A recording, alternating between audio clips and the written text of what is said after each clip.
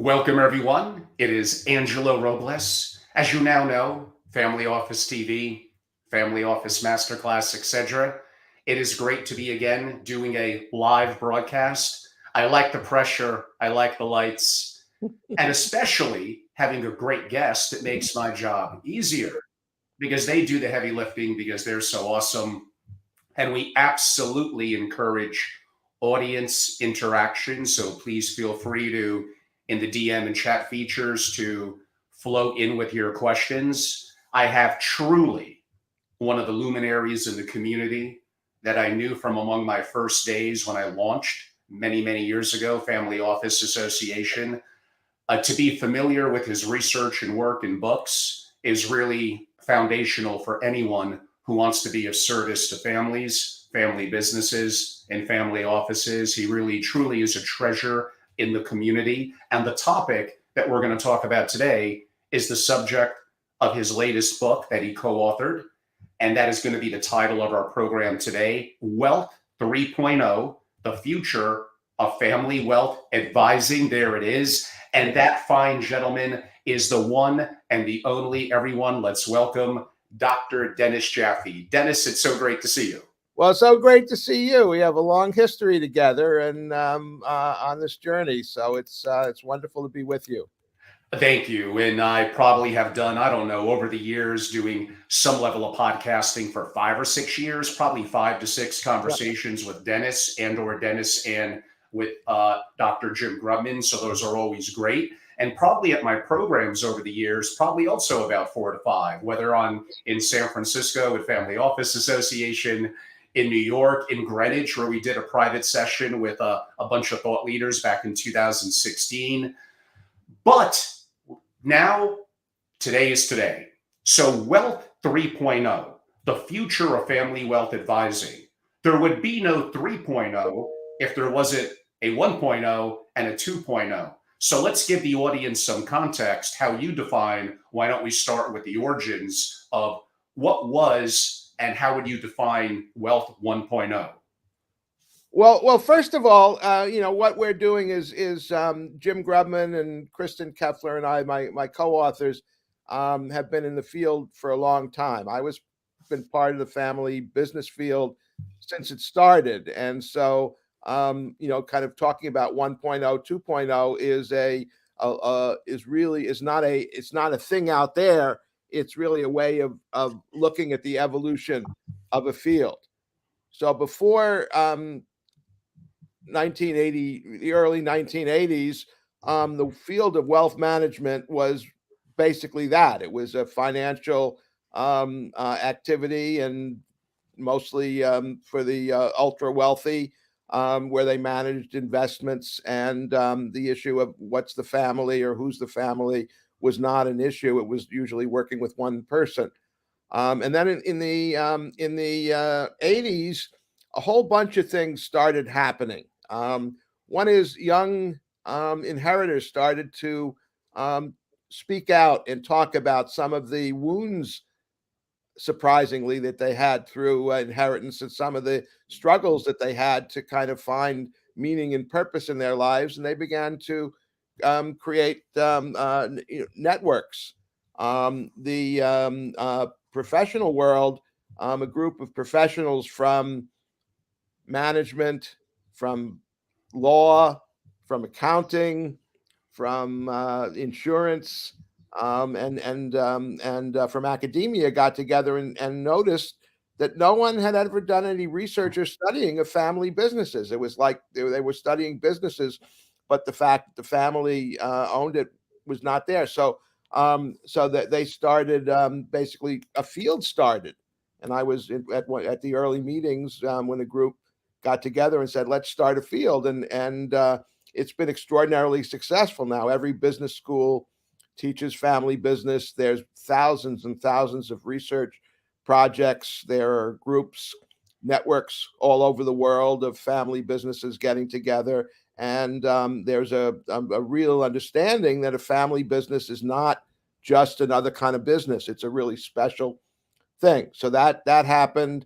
The field of financial planning and life planning, the idea that who you were and Jay Hughes's idea of non-financial wealth, that a family has wealth that's financial, but it also has non-financial wealth in its relationships, in its place in the community, in how it works together, and how it develops people. And those are sources of value too. So that became part of the conversation.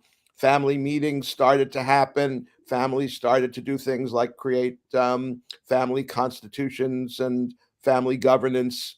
All kinds of things happened. And in the 40 years since then, the field has developed in some really wonderful ways, in terms of looking at the financial and non-financial and the role of the family and getting people involved. But we were concerned that there also was some kind of negativity that was coming into the field, and one was a what I'd call a fear of wealth.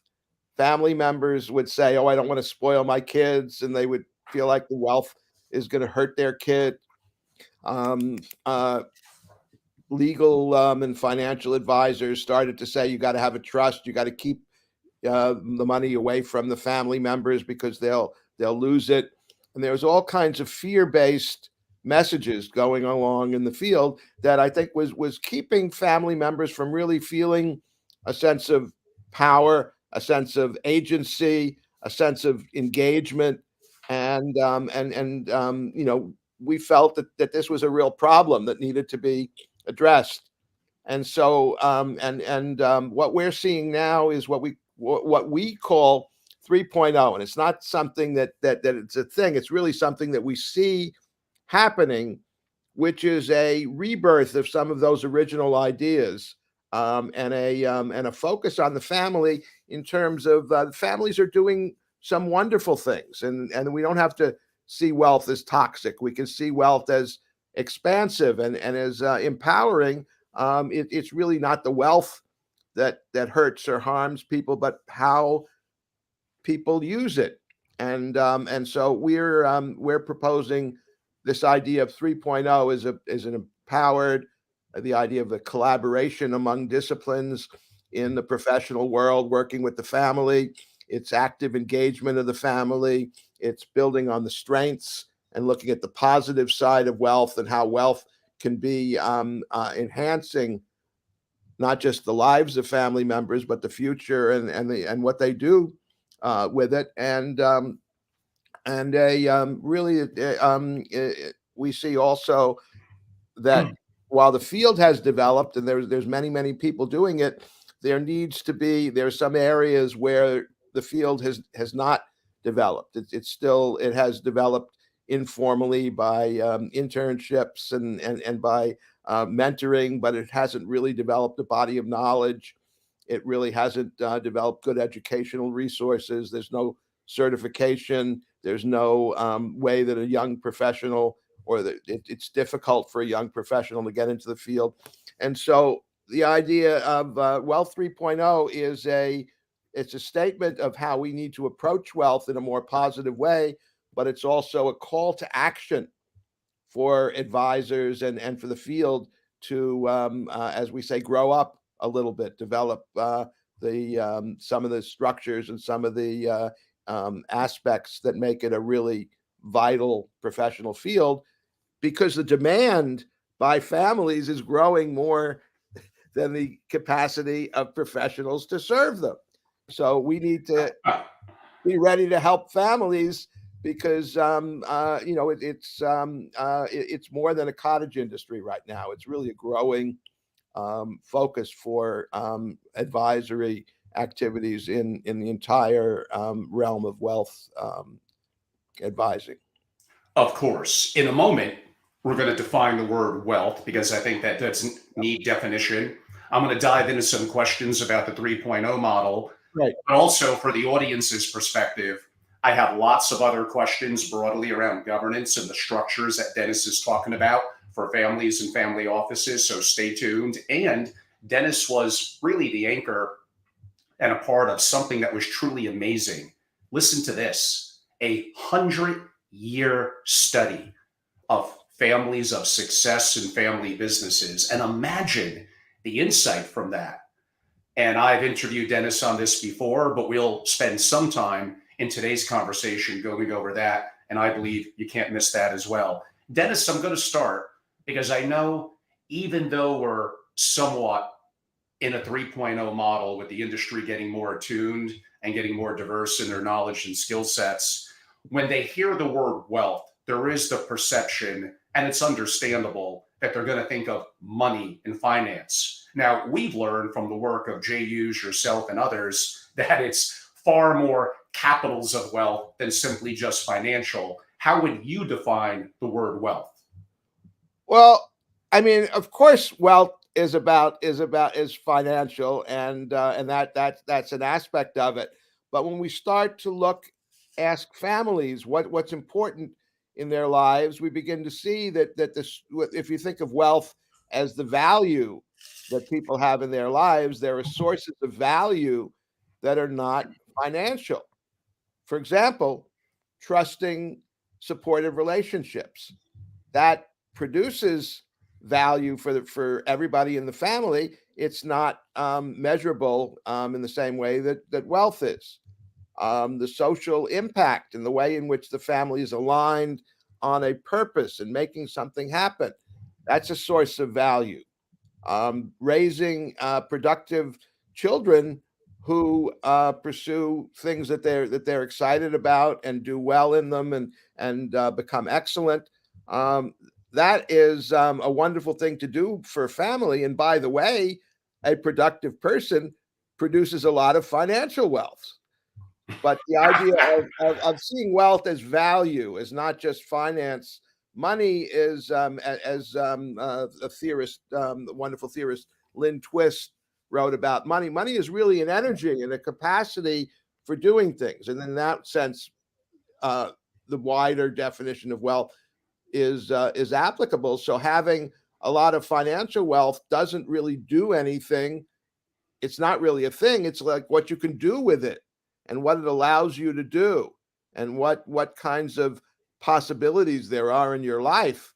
And wealth, in that sense, creates difficulty for people because when you don't have it, you're really focused on one thing, which is to survive. This is, you have to make ends meet. You have to, provide for yourself and your family. That's your sole focus.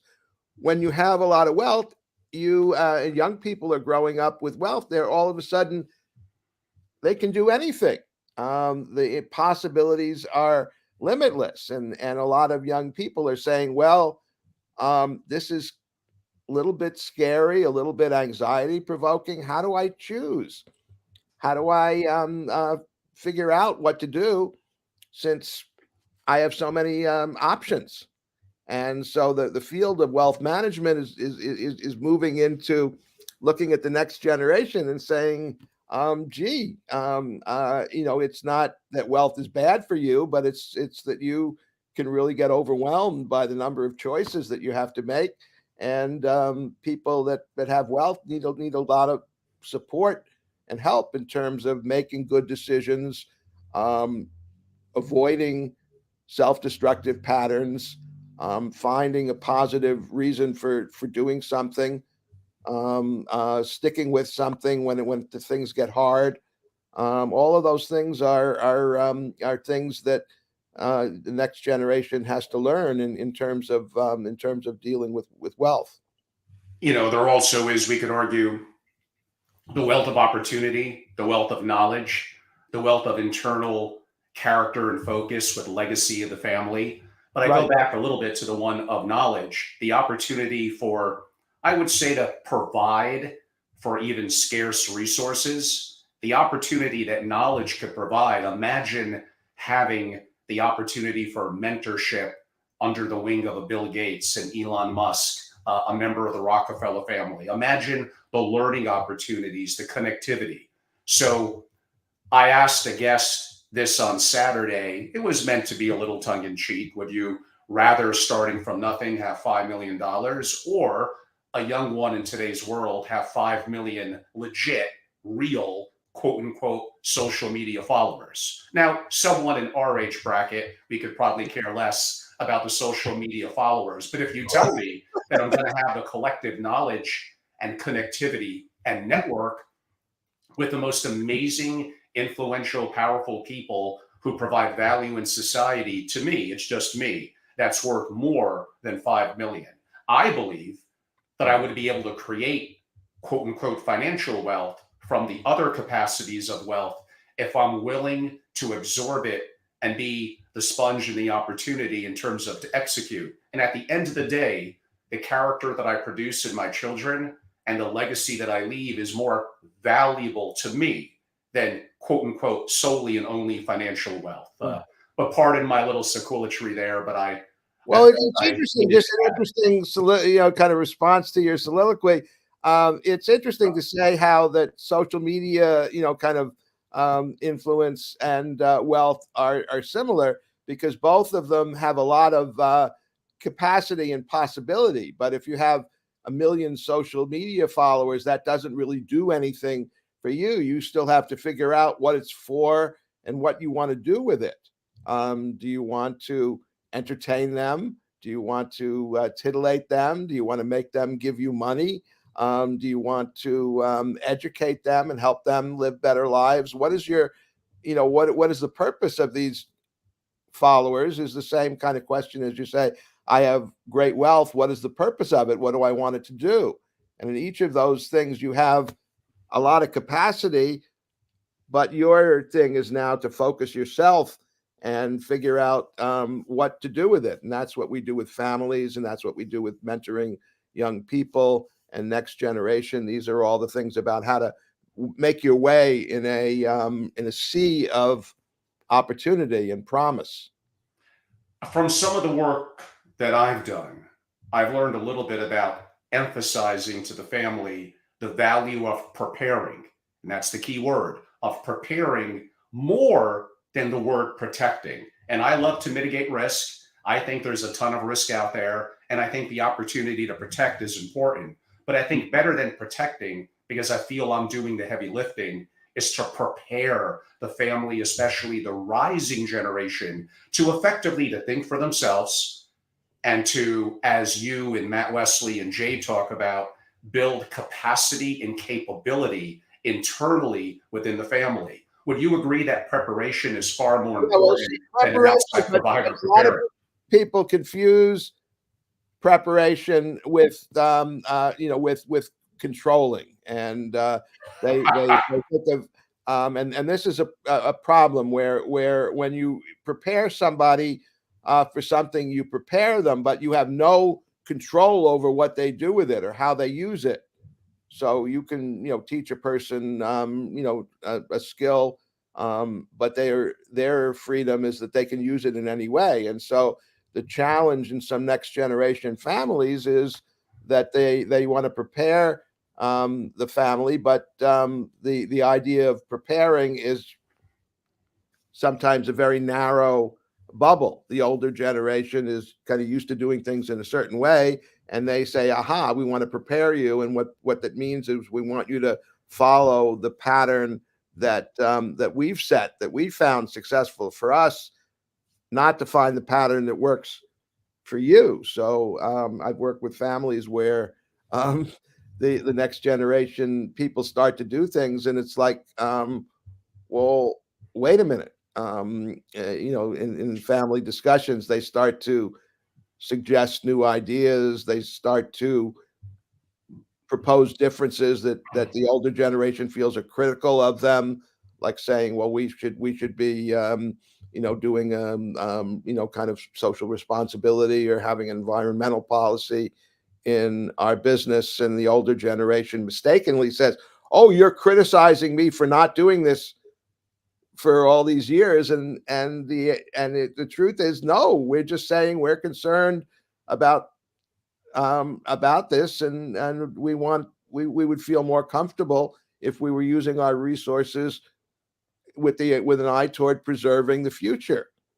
And these are so the preparation is has to come without control, and has to come with a sense of freedom and empowerment for the people to be who are prepared to use what they have in ways that may not be totally comfortable for the older generation.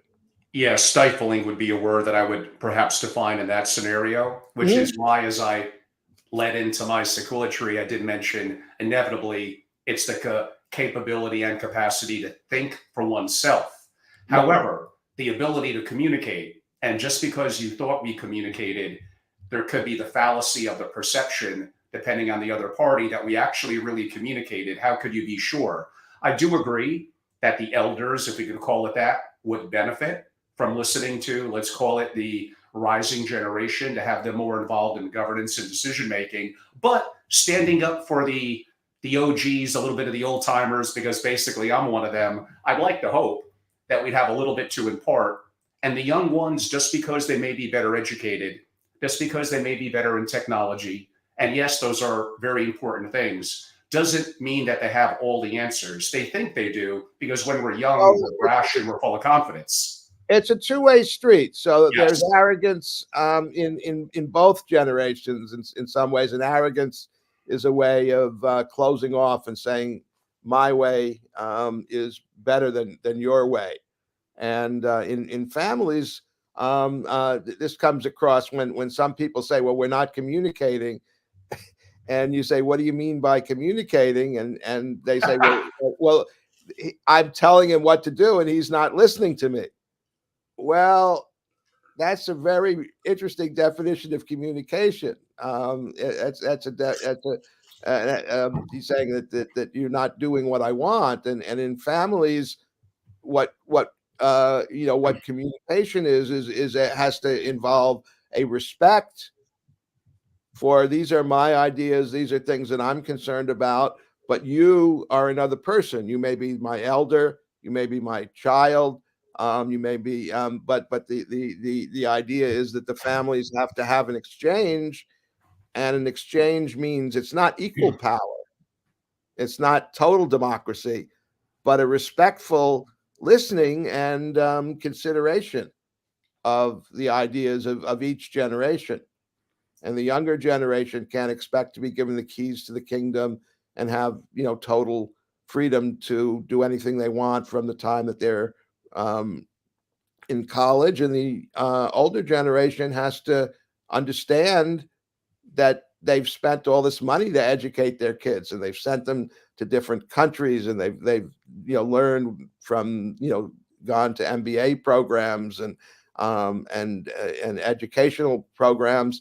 Well, maybe now they're going to come up with some new ideas that you didn't know before, and you need to listen to them.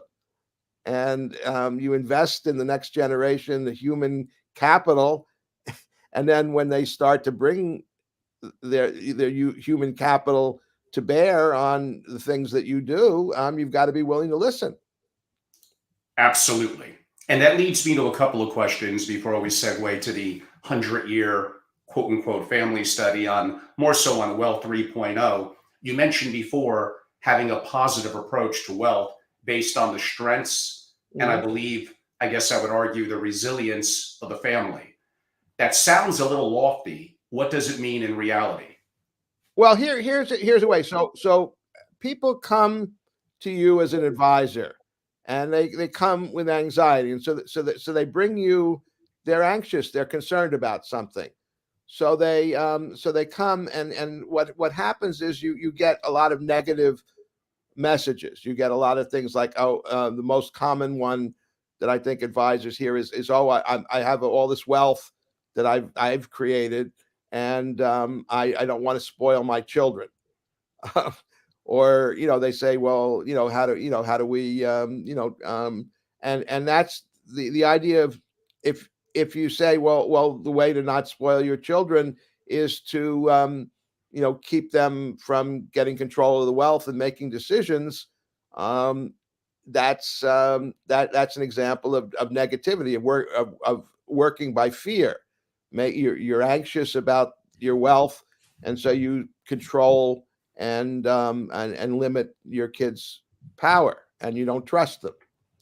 And so the positive approach would say, well, if someone says, well, I don't want to spoil my children, you might say, well, tell me, how old are your children? And they say, well, they're 20 and 25. And the more positive question will say, well, what have you been doing? Tell me about what you're proud of in your kids, and what have what do you see in them?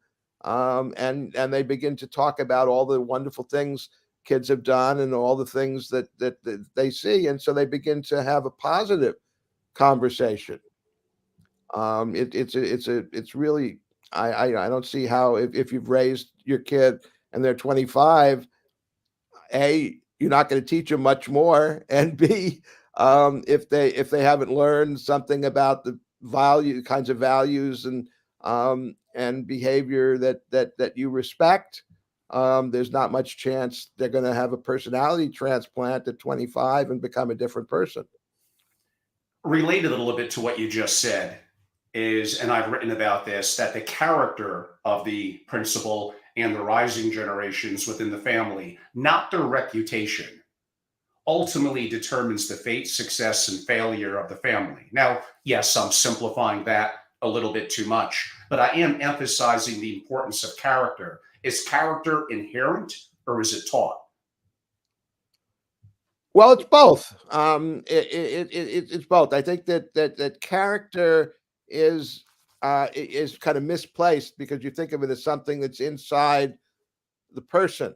And by training, I'm a sociologist, and a sociologist doesn't look at these nuggets as being inside the people. They look at the social environment around somebody that molds you. So when you say character, I would say, let's look at the culture of the family that you've created and the culture that your kids have in their education and in their community, and let's look at that and see what lessons they get from it, and then if those lessons are troubling or upsetting to you, let's look differently. So I would say that character means there's some little acorn inside you that makes you do things. And I really believe that it's the environment around you that molds you much more than some inner kernel that we call character. I believe it was the late great Peter Drucker that identified culture eat strategy for breakfast. Now that was more meant specifically for corporate planning. I get it and all that. But obviously that applies to family as well. You hinted at it several times. How do Well, you foster a sense of culture inside a family? a family has a culture, and so the first thing that the family can do is to become aware of it, become aware of who are we as a family. What do we do? What do we value? What are the things that we have expected? What's our history?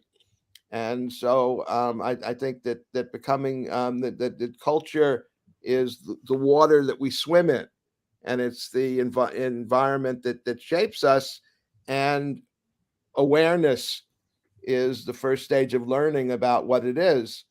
When you become aware of it, and then you say, well, gee, there are some things that we're teaching, and that are part of our culture, that maybe we should question. Maybe these should not be our values or things that we do. You may begin to say that there are ways that we could do better, that by looking at our own behavior, and therefore act as a better role model for other people. So yeah, I think you become aware of the culture. It's very, very hard to change a culture. That's the other thing that I know as a sociologist, and that I think family advisors know. So you don't just write a statement about let's change our values, let's write different values, let's write a constitution of rules and policies. You can't. It isn't that easy to do it. So you look at the culture and you say, well, so what? There's a concept called a pivot point, and a pivot point is, what can you do? What's a small thing that you can do that will reverberate and have a greater impact.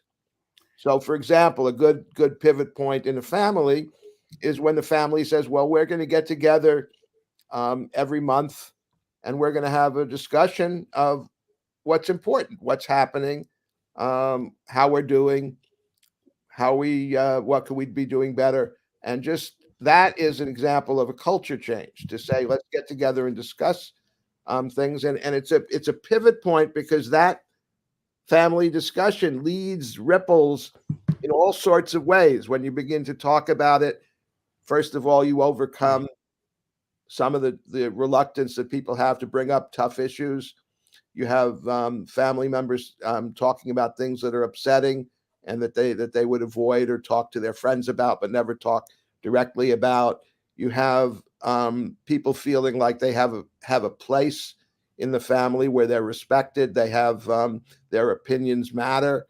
You have people looking at what they're doing and saying we could do things differently. So all kinds of things emerge when you start to have family discussions, and that's an example of how you can change a culture, because the family culture usually is we don't talk about things, we don't talk about wealth, we don't talk about if we're upset. We kind of maybe we some families yell and scream, and some families don't talk about it at all, but basically neither of those methods really helps um, deal with differences. Uh, Probably something that we don't have enough time to get into, but I've been researching and studying some of the great work around it. As I now I'm heading into 20 years in the community and always need to learn. I feel like I'm way more of a student than anything else. It's an exciting time. But I look at the field that you're in, and even anthropology, sociology, psychology, all things are important to me. But I was led down the path a couple of months ago of learning more about evolutionary psychology and I guess effectively evolutionary biology. And again, Mhm. I want to be careful how we go down this road. We could probably save a more deeper discussion for this in the future. But relative to what you just said, and even broadening or heading into a little more on Wealth 3.0, would you have any commentary for the audience to learn more on evolutionary psychology and biology and how it impacts the work that you do and the impact of others with families?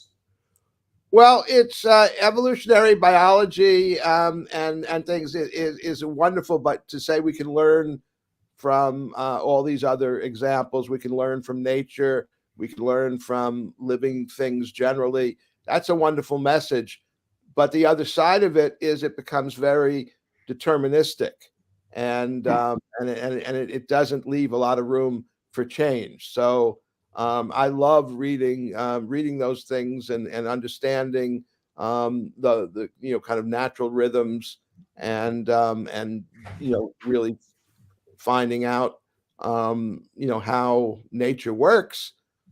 But I also think that there's some opportunity for people to change how they do things, and that we don't want to be stuck in this is the way it is, and biology is destiny is a good example. It's destiny in some ways, but that there is human choice and there is a ability to redesign a system, and you can redesign a family. It's hard. You could redesign family enterprise. It's hard, but you can do it. And a new generation growing up in a family is particularly well positioned to be innovative and to redesign the family, because all of a sudden people that were the little children and kind of under the control of their parents, they grow up, they begin to become contributors, and there's an opportunity for them to say, well, here's our family, we love it, here's the resources we have, but let's use them differently. The world needs our help. The world is hurting in some ways. We have to really think about what we're doing in a slightly different way. Interesting. And yes, I would love to have a deeper dive about that. I might even have some little disagreements, but I want to be really prepared. So we'll save that one for the next time. But relative to Well 3.0, you kind of mentioned a better balance between emphasizing purpose and empowerment alongside the challenges of wealth. How would you greater define that? Well, I think the issue is a lot of professionals, and this is something I've seen in family offices, whereas a family office is hired to help the family. And so the family office gets together and they say, how we can do things for the family. We can do this for the family. We can do that. We can do their tax returns. We can help them get a mortgage. We can do that. And all of a sudden, particularly the very, very wealthy families, the young people grow up and they're used to having everything done for them. So, with all the good intentions of the family That's office and bad. the well, they've done everything for them, and they create a generation of people that don't know how to do anything. That are dependent. I guess that's called what? Infantizing. We call Not it good. learned helplessness. They've become helpless because of the good intentions and that of the family professionals who their wealth has enabled them to hire. So you have the challenge in working with families, I think, is for example, a family's often not hope. I don't want to say frequently, but families sometimes say, well, we want you to make us a family constitution. And a family constitution is an agreement that builds on the family culture and talks about how we're going to do things. And I would argue that that's not something you want some outside person to do for you. And you want an outside person to come in and help you and your family have a discussion about how you want to do things. And I think the shift that we see needing to happen in professional life is for the professional to say, "Well, I can work with you, but you have to bring the family together, and you have to arrange family meetings or arrange a steering committee of family members to begin to gather information." So the family has to do some work. And if the family says, "Well, we're rich, we don't have to do any work, we can hire someone to do that," that can be nice, and it can also be be dysfunctional. And so I think the advisors have to learn how to kind of not do everything, but really engage the family and get the family to do some things uh, for themselves and together, rather than just be people that are available to do anything you want. 100%. And beyond resilient, as Nassim Taleb wrote about, as anti-fragile, where not only you absorb shocks, you benefit from them in your own way. And by the way, the benefit may not necessarily mean financial. That hit may still happen. So I would say bad families and SFOs are destroyed by crisis. Maybe good ones are able to survive them. But I could argue that possibly great ones are able to thrive more broadly than just financial, that may take time to adapt, or I could even argue recover. And a good advisor can help a family learn how to adapt in a crisis. When there's a crisis, there's a tendency to just do something. This is Tom Peters said, "Ready, fire, aim." It's like somehow you just say if you just do something, it'll be helpful. But I think a good advisor can help a family in a crisis to say, "Slow down.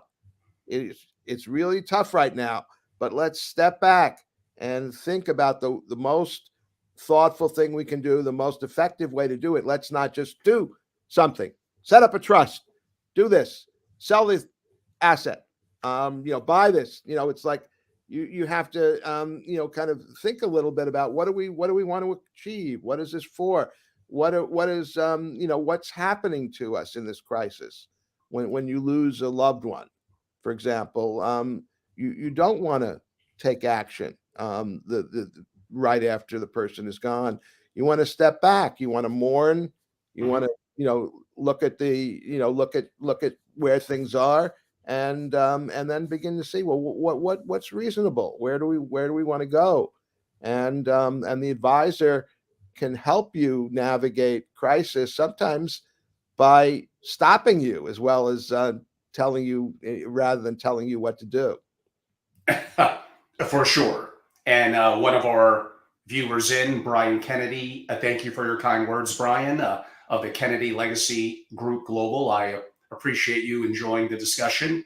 Dennis, I'm going to transition a little bit, and we may also field questions and come back to before we wrap up what Mhm. we're talking about in 3.0. But we both left a good hook relatively early on with the 100-year study. I think that's so fascinating. If you could talk briefly about the context of the study and then maybe a couple of things that you learned from it.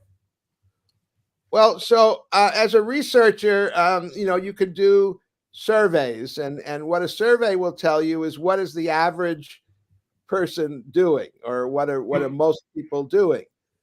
But what that doesn't tell you is what are the best families doing. And so people like Jim Collins in Built Oh, to Last, yeah, he's and great. other people have said, well, let's not study the average or what most people are doing. Let's study what the really special people are doing. And so that kind of research always fascinated me. Let's study the high performers. So I set out, and I made a very good career move 8 years ago, which is that I retired, which meant I've been professor for 38 years, and all of a sudden I didn't have a job. I was free.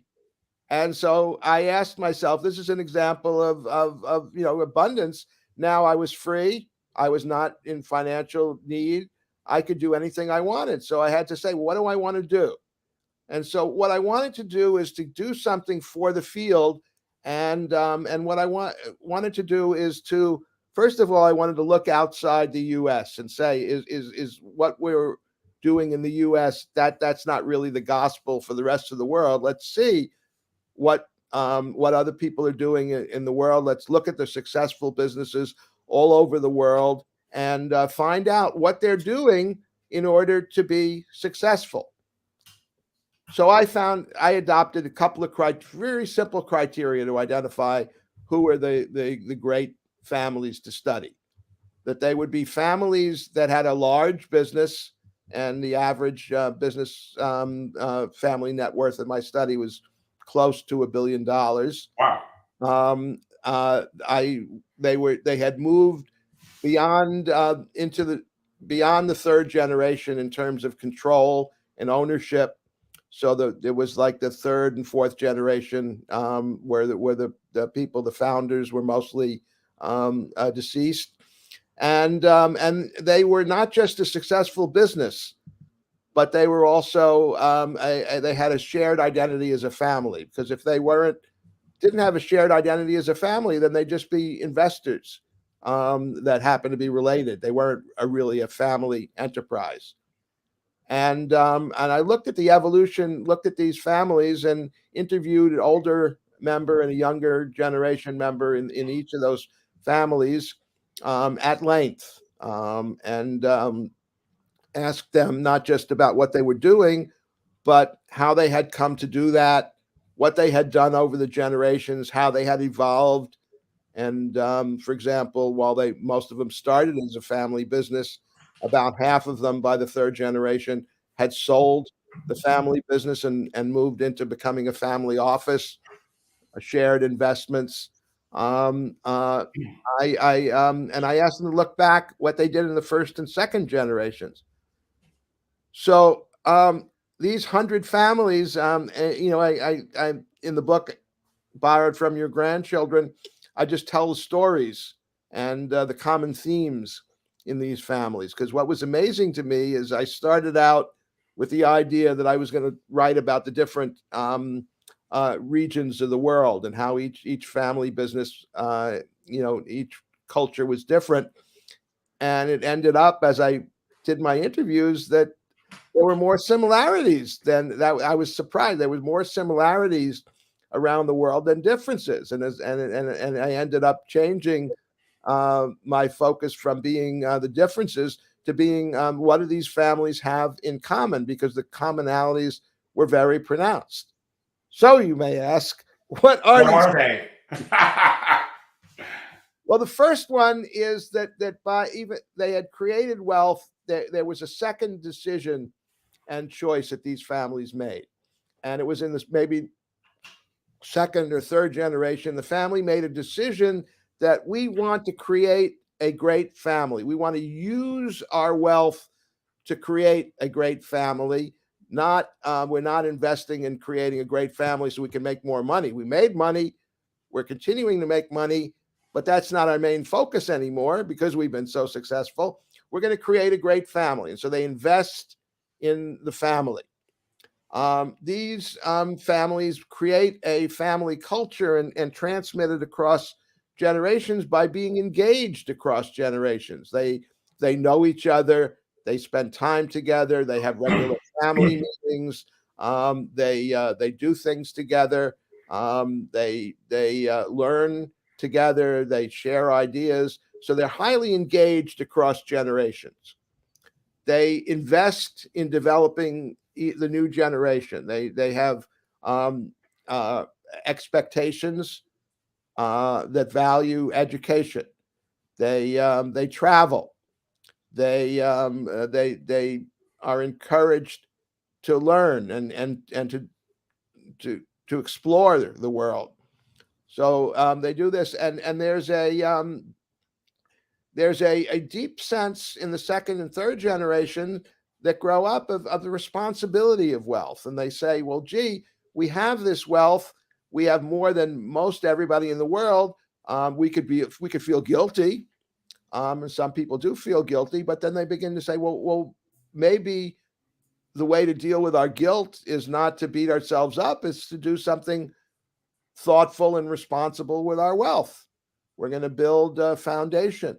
We're going to uh, have respectful and caring detail relationships with our employees, our suppliers, our community. We're going to build a business that does something that we're proud of, or we're going to invest in things that we're proud of. So they begin to become values based. And actually, I asked the families, what was the most important thing that you've done in relation to your success? And the 2 to 1 most common response was, we have shared values that we really take seriously and build on.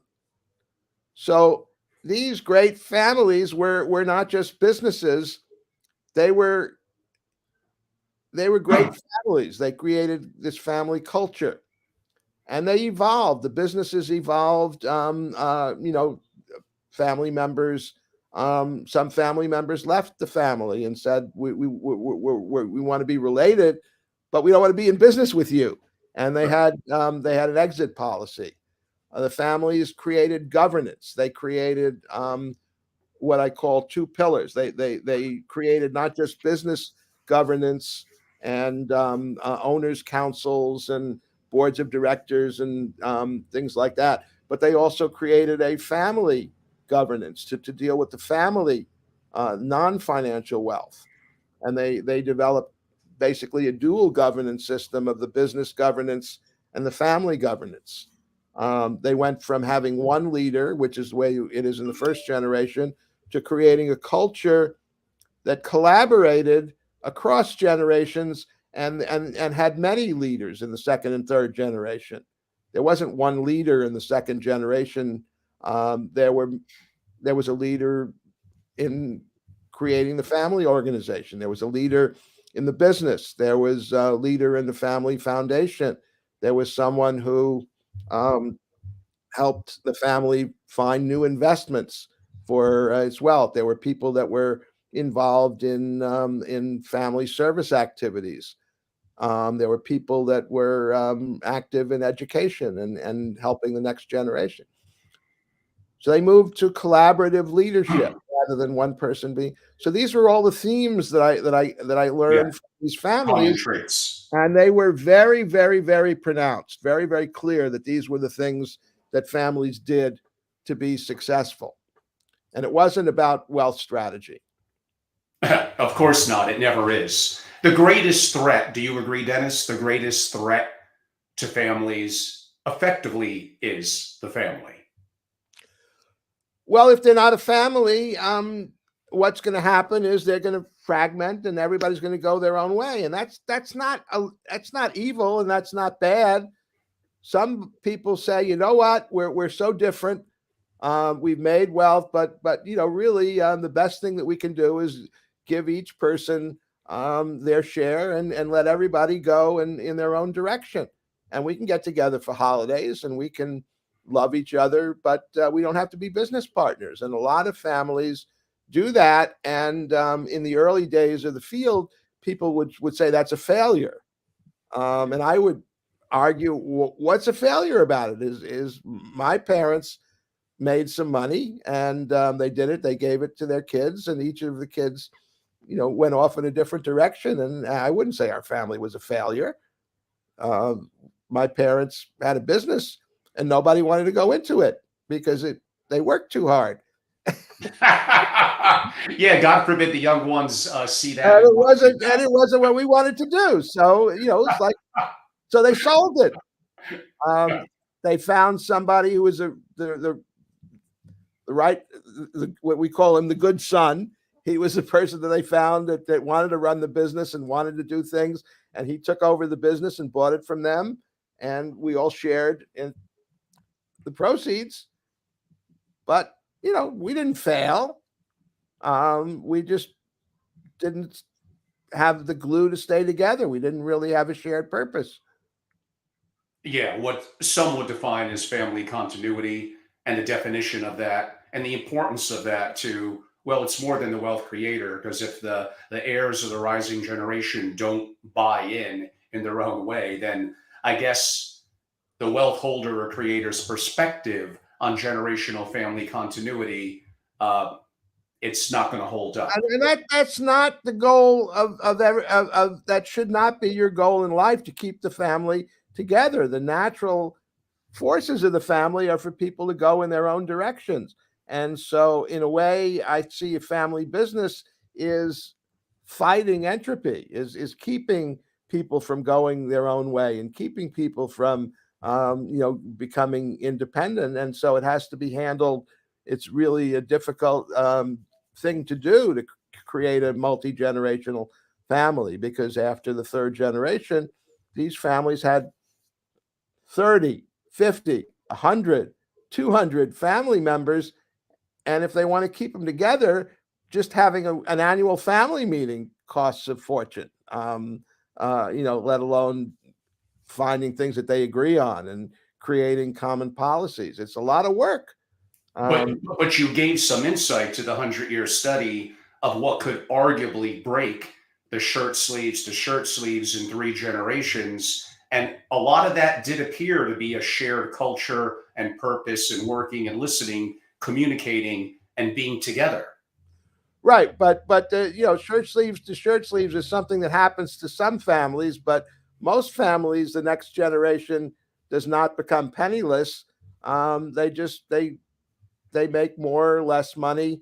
It's just really the generations evolve in different directions, and keeping it together.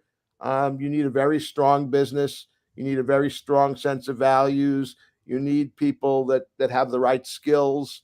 You need to have it needs to be interesting enough and engaging enough that people want to do it.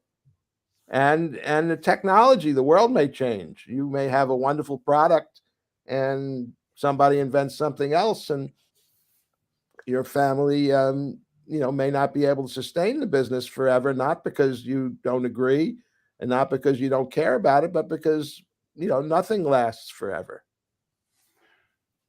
No, actually, I did something on investing over this weekend with a commentary that effectively everything goes to zero in a long enough time frame, and that time frame may be a long, long, long time. But again, it's the reality of kind of how the world works. Dennis, I would love to have, I would say, 10 or 12 more minutes. You're going to get a little bit of the audience and That's Angelo, right. That's some of the right. crazy questions. And right before we get into that, just a brief comment. Uh, what Dennis mentioned on the 100-year study is something that have loosely worked on in the single family office community. Because I agree with that commentary. Doing solely research, you kind of get an average. but do you want to be average? And that's kind of what benchmarking, in my opinion, often does. So, how do you really define best practices, especially in a more opaque than family business world of the family office with goals that vary so much? I would say it's bordering on impossible, but nonetheless, relative to the goals of that family, you could go into SFOs that arguably have sustained generationally, that are thriving, and you could understand what their best practices are and commonalities and traits that others could learn from, which relates a little bit to the work that I've done in my creating or reimagining into a top 1% family office and other strategies and work and writings and interviews that I'm working on. So thanks for kind of making that come together a little bit in my mind, Dennis. As you were describing the 100-year study, I had a little bit of a variation without even knowing it per se that I was doing. On the other note, before we begin to wrap up, again, I wanted to be quick and get into the interview quickly because I think sometimes the opens do take a little too long. I'll agree with that. But you definitely want to go and follow on my multiple YouTube channels, both at Family Office, you'll find it, and of course my newer Family Office TV, which includes my extremely long form interview, near an hour and 45 minutes with the one and only Jay Hughes. LinkedIn, of course, you could find me, and my website has all my programs and what I'm up to, and really a connection to everything. And that's simply my name, AngeloRobles.com. So it's very, very easy. Dennis, there's some audience questions that I may readapt a little bit, but let's go a little quicker form on a couple of things. One, maybe more of a comment, but related to maybe Wealth 3.0. I believe I wrote this, I'm trying to remember now. The fear of gatekeepers is to no longer be of value to the one they serve. Too many take the approach, if you don't understand the real world, keep or gatekeep the real world from the family. I hate that. And that relates a little bit to the family being too cocooned, too protected, not Right. understanding what it's like to make decisions and to fail. And that inevitably is going to keep the gatekeeper safe, quote unquote, This and is be this is disastrous for the family. Yeah, and this is where you get. I mean, the ultimate gated life is the gated community, and and a family that lives totally in a bubble. And one of the problems with the wealthy families is that they live in such a bubble that they really don't know how to live. The next generation doesn't know how to live outside it. The next generation is afraid to learn, and living in a bubble is living in a world where you're not learning and you're not changing. You're just in this little world. And I work a lot with particularly older generation people now that I'm old enough to be face to face to say, hey, how are you want to be a learner? What is it that you want to that you need to break free of in your bubble in order to really become a fuller, richer, more exciting human being for yourself, not for other people. And the bubble is a problem for families. Living in a bubble is not a prize. It's not that's winners don't have to live in a bubble in order to be winners. 100%. I also wrote, and again, maybe a little bit of hyperbole, I'll admit that, but preparation helps families meet the challenges of the past, however, not necessarily the future. And that relates a little bit to capacity and capability of competency of thinking for oneself. That almost relates a little bit to the Dwight general and former president, of course, Dwight Eisenhower. No plan survives first contact with the enemy. Agreed. But the act of coming together and critical thinking and planning and thinking out of the box, etc., becomes very valuable. So, do we rely too much on preparation? And how does your Well 3.0 help advisors? I mean, I hate to use the overused phrase, think out of the box and be more creative, but for now, let's go with it. Well, I think that advisors, the first thing advisors have to learn is listening better to the family. Is An advisor is trained, and the advisor thinks that what they teach is the best practice. But really, I think advisors need to be a little bit more. they have to get out of their bubble and see that families need different things. And there isn't a best practice. There's a lot of good practices, and people come to an advisor not so the advisors can tell them what to do, as in this is the best practice, but to say here are some of the possibilities. And the way I put it to people is here are some of the things that families do in this situation. Here's some families I've worked with. Here's some families that I can introduce you to that you could meet, and here are some places you can go to meet other families, and networks, and conferences and places where families share what they're doing, and this is a way for you to learn about what's possible, and that's different than saying here is a best practice and this is what you should do. You need a family council, you need a constitution, you need a this or that. You don't need it. It may be a solution to the challenge that you're facing, but it may not be needed. I've written as to why family offices fail. Of course, it's a massive list. There's not one thing, but there are some things that rise to the top. Some of them have gotten me in some trouble by even talking about them, but I do talk about because I'm very big, without a question. The number one factor to a successful family office is the people. Way ahead of technology, ahead of systems, ahead of and people applies to both the family and the family office, which you could argue relates to governance, relates to a lot of the things we already discussed. But I do talk about what I deem to be incompetence, and that's going down a dangerous road because some people get offended by that, and the arrogance of a complacent management team. I could argue if you're a bit incompetent, but you know your blind spots, you don't have an ego, and you're willing to learn, I think I could work with that. But if you're incompetent and you have a big ego and you're complacent and arrogant, I don't think there's anything I could do. The family office is toast. Well, it's a challenge. I mean, one of the things that I found in about family businesses and family offices, which is very interesting, is the sometimes the family office, the advisors, they're chosen for their technical competence, and they're incredibly competent, but they're not innovative. They're not chosen to take the family in new directions. They're chosen to take the family in the directions that it's going better than they were doing it before. And in a family business, you have another resource that is a source of innovation, which is the new rising generation, young people. Those are the people that have new ideas. Those are the people that are just fresh out of business school. And because they're family, they're around. And in a public corporation, you don't have this young family members that are challenging and bringing new ideas, and a family business does. And this is a source of strength.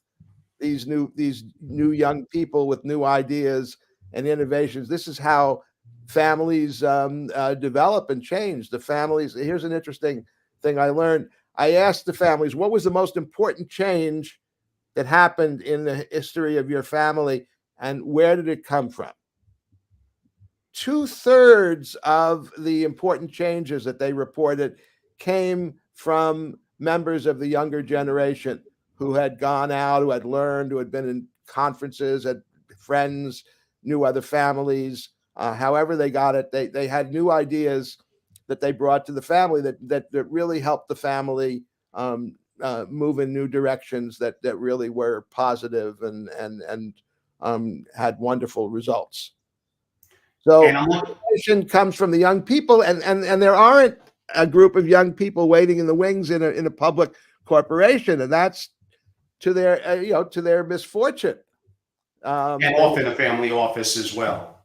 yeah, So that, yeah, that is I know I kicked a little bit at the young ones in parts of this discussion because I usually get accused of more of the opposite.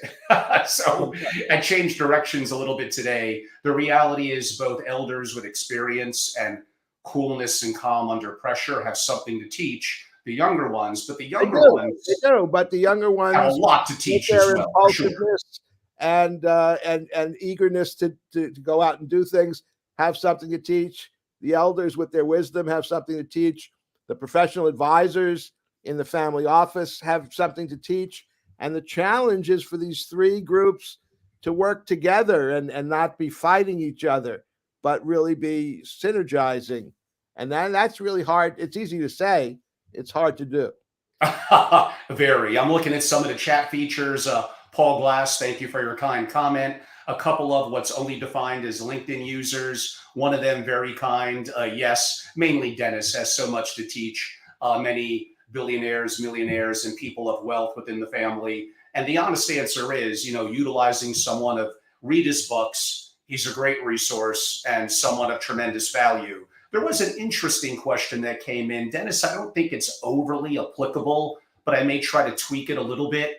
What are your feelings on engaging AI, which my audience knows that I talk a lot about?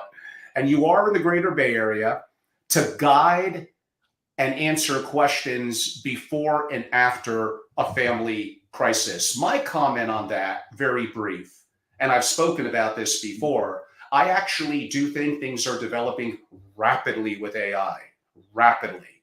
And lots of changes are happening. Some you could argue could be good, and maybe some not so good. I absolutely think C level executives, including CEOs, are going to be threatened if they don't understand how to utilize AR to make better, more quantifiable decisions. I think that is going to be important, but there is a but. If the family office head is overly, and listen up, overly quantifiable, they can never compete with AI because AI is going to be quicker and better than they are at understanding data and analytics. So the good news is the word family is still in family office. I agree part of it should be quantifiable, but absolutely a part of it is qualitative and communicating with the family, helping to educate the rising generation, bridging the gap between the generations, being a trusted resource. In the near future, that is not going to go away. But I do agree, AI is being impactful. Executives need to be more aware of it. They need to incorporate it. They can't hide around it. And I also would agree, in 10 or 20 years, I don't know. When it reaches singularity, when it's able to make decisions like that. Now, we could talk about quantum. We could talk about taking over the world, about not trusting what you're getting. That's a far deeper ethical and other discussions on AI that would require a multi-hour discussion. Listen to my interview on @Family Office on YouTube with Dr. Craig Kaplan, who also is in the Bay Area, and he's an AI expert. And that was 2.5 hours. We get pretty deep. But Dennis, on that long-winded note on my part, did you have any follow-up to that? You don't ask a 70-something person about who barely knows what social media is about AI. It's like I'm sure it's there. I'm sure it's going to change the world, but it's probably not going to change me because I don't even know what it is. And no, that is just wonderful. I think that basically, maybe one more question from my side. You're obviously effectively among the people in the world of family business and transitioning to family issues and family office. My focus is basically exclusively family and single family office. Whether it was the 100-year study or your own personal anecdotes, even if it's not overly researched, what were some of the common, or maybe the most common trait of a successful family business that successfully transitioned into a family office, that especially if it was more than just a wealth holder, so it likely lasted more than 15 or 20 years. And that's pretty rare, so there may not be too many of them. There were a lot, and the thing is that all of the families in my study, none of them were in the business that they were in their first generation. So more than half, 3/4 of them or more had basically were anchored in a family office. So a family office to me is a stage of development. You create a family business, it doesn't last forever, or you begin to diversify. So it's really a stage of evolution. And if the family stays together, they become a family office, and they move their center from being an operating business to being stewards of multiple investments, and that's what a family office is. So I see it as a stage of development, and it's kind of goes with the fact of being a second or third generation family. You can't be one without having some sort of a family office to organize your governance, your foundation, your relationships, your education, your philanthropy, your insurance, your presence in the world. You just it's just inevitable. Then why, Dennis? And I don't mean to be a wise guy or to No, no. stir the boat, but why, if they created a family business that became so substantial, they had a massive exit, whatever, hundreds of millions, billions of dollars. It was created and run, I could argue, with an iron fist. It Mhm. was creative, it generated massive profits. Why then are most family offices not held to the same rigor and institutional quality? They're not, they're generally not as metrically, an Angelo word, quantifiable and even qualitatively as good as the family business was. And it bothers me, and I want I to know did, why. well, partly it's the next generation doesn't really understand what a professional family office is, and they think of it as something that serves them, that does things for them, rather than about professional standards. But I think it's a Wow. question of not really understanding that an office has to be professional. It can't just be handy, and it can't just be doing what you want it to do. It has to be thinking about where it's going and what it's doing. Dennis Jaffe, or pardon me, Dr. Dennis Jaffe, that was some incredible insight, not just the last question or two. I hope the audience enjoyed it, but the whole interview. Before we exit, for those that would like to instantly, and I highly recommend you have to do it, to go on Amazon and buy the book, the name of the book, and also a shout out to the two co authors as well. Great. Well, Wealth 3.0, borrowed from your grandchildren, and I just invite people to on my website, which is appropriately named DennisJaffe.com. There's about 150 articles and toolkits and resource things that you can all download that are available, and I invite people to check it out. And I'll kind of repeat that as well. Again, that's Dr. Dennis Jaffe, Wealth 3.0, the future of wealth. I'm sorry, family wealth Wealth advice. advising. And it also was co written. A shout out to the one and only Dr. Jim Grumman, who I've interviewed multiple times. And I've never connected yet with your other co author, but I would love to.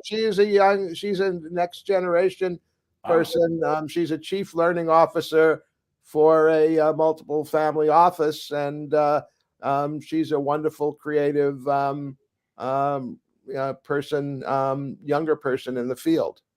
And that is, again, Kristen Keppeler.